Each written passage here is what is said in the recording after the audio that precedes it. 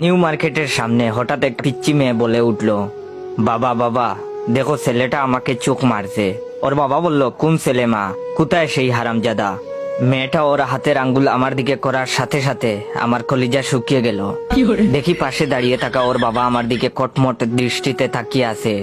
বেডি দেখলে মনে হয় ছোটখাটো একটা দানব। প্রেমিকার সাথে দেখা করব বলে মার্কেটে দাঁড়িয়ে আছি। ওই 4-5 বছরের পিচ্চি মেয়েটা আমাকে প্রথমেই চোখ মেরেছে। প্রথম কয়েকবার পিচ্চিটা মারার পর আমিও দুষ্টামি করে একটা চোখ মেরেছি। দেখে সাথে সাথে ওর আব্বুর কাছে বিচার দিয়েছে। মেয়েটার বাবাকে আমার দিকে এগিয়ে আসতে দেখে দিলাম একটা দৌড়। দেখি আমার পিছু পিছু মেয়েটার বাবাও ছুটে আসছে। এটা দেখার পর আরো জুড়ে দৌড় দিলাম, কিন্তু যতই দৌড়াতে যাই ততই প্যান্ট নিচের দিকে নেমে যায়। 2 হাত দিয়ে কোমরের 2 পাশের প্যান্ট ধরে আছি আর মার্কেটের মধ্য দিয়ে দৌড়াচ্ছি। মনে মনে নিজের বাপের উপর রেগে গেলাম। প্রত্যেকবার প্যান্ট কিনে দেওয়ার সময় এমন ঢিলে ডালা প্যান্ট কিনে দেয়, যার জন্য আমার এই দশা এখন। দৌড়াতে গিয়ে যদি প্যান্ট খুলে যায় তাহলে ইজ্জতের ফালুদা হয়ে যাবে।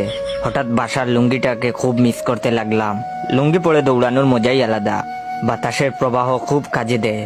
হঠাৎ সামনে প্রেমিকাকে দেখে কলিজা আরো শুকিয়ে গেল। আমাকে দৌড়াতে দেখে ও টাইটানিক সিনেমার মতো 2 হাত মেলে দাঁড়িয়ে রইল। আমার প্রেমিকা অভিনয় শিখবে বলে কয়েকদিন আগে একটা কোচিংয়ে ভর্তি হয়েছে। কোচিং করার পর থেকে আমার সাথে এমন ভাবে কথা বলে যে বুঝতেই পারি না ও আমার প্রেমিকা না, ছবির নায়িকা। ওর কাছে পৌঁছেই বললাম, চলো এখান থেকে পালাই, না হলে মায়ের একটাও মাটিতে পড়বে না। আমার কথা শুনে প্রেমিকা বলে উঠলো, না না না, এ হতে পারে না। তোমার সাথে প্রেম করব বলে আমি 7 সমুদ্র 13 নদী পার হয়ে তোমার কাছে ছুটে এসেছি, আর তুমি কিনা আমাকে বলছো এখন থেকে পালিয়ে যাব।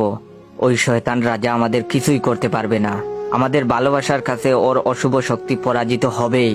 আমি তোমার সাথে এই বিশাল রাজ্যে সারা জীবন কাটিয়ে দিতে চাই প্রিয় জায়েদ খান, টুকু জয় খান। প্রেমিকার অভিনয় দেখে আমার বুঝতে আর বাকি রইল না। পৃথিবী উল্টে গেলেও মাইরের আজমিস নাই। এর মধ্যে দেখি মেয়েটার বাবা প্রায় কাছে চলে এসেছে। প্রেমিকাকে বললাম, তুমি আমার সাথে যাবে কিনা? প্রেমিকা দেখি আবার অভিনয় করে বলে উঠলো, এ জীবন যদি চলে যায় যাক, তবু আমি এই রাজ্য ছেড়ে কোথাও যাব না।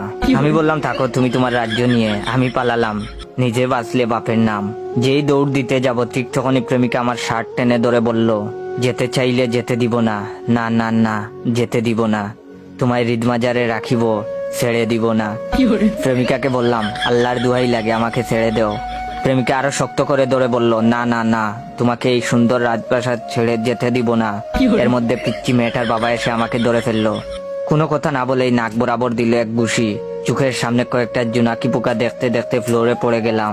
না, জ্ঞান হারাইনি তখনও, কিন্তু প্রেমিকা যখন লোকটাকে বলল, শয়তান ছেড়ে দে আমার জয়কে, তুই আমার দেহ পাবি কিন্তু মন পাবি না। বিশ্বাস করেন ভাই, এই কথা শোনার পর আমি জ্ঞান হারালাম।